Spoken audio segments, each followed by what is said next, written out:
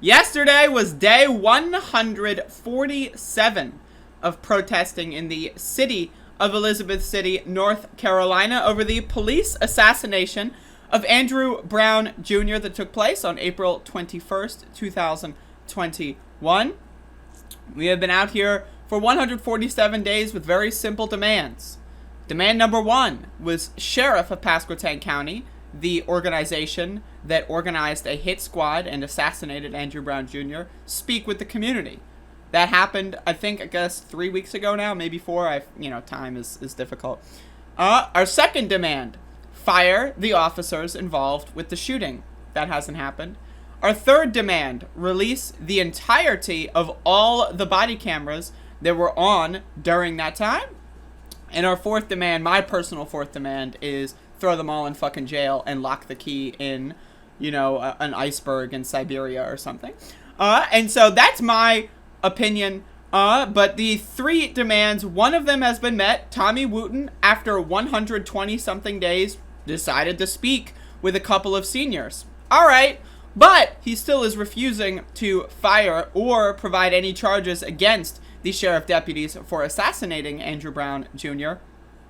And he has still refused to release the tape. He keeps saying, oh, but the law was violated when you murdered Andrew Brown Jr. So if your whole thing is, oh, gotta follow the law and order, ow! When you shot into a school zone at 8:30 in the morning, the law was violated. Law and order, woo! He says, even though his sheriff deputies fired bullets into their own vehicles. I love the law, Tommy Wooten says, even though his sheriff deputies decided to shoot into a neighbor's house, nearly killing them, the bullet going through several walls. So law and order, big deal when it comes to copy and pasting a video file or 7.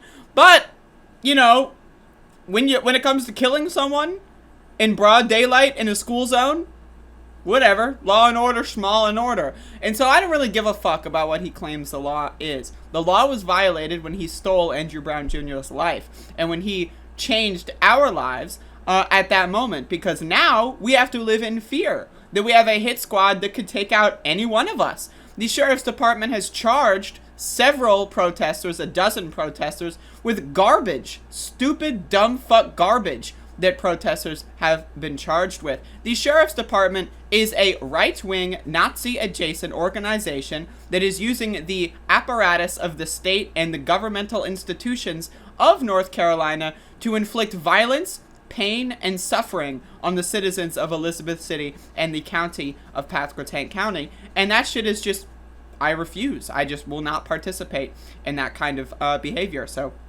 my opinion, Tommy Wooten needs to be in jail for the rest of his life. Anything less, again, I am making it my life mission to ensure as many people in the world know how garbage Tommy Wooten is. That is my life mission. Now, you can say maybe it's a little too much, but when it comes to just doing 5 minutes at the start of my podcast every day, I don't mind it. Fuck Tommy Wooten. Fuck him in the face. I hope that he has a miserable life. I hope that his life is filled with pain, suffering, violence, and fear, because that is the kind of thing that he is instilling on the citizens of Elizabeth City and Pasquotank County. He is a mob boss, but without the pizza. The guy is a fucking freak. And that is all I have to say. So, 147 days, folks. Fuck Tommy Wooten.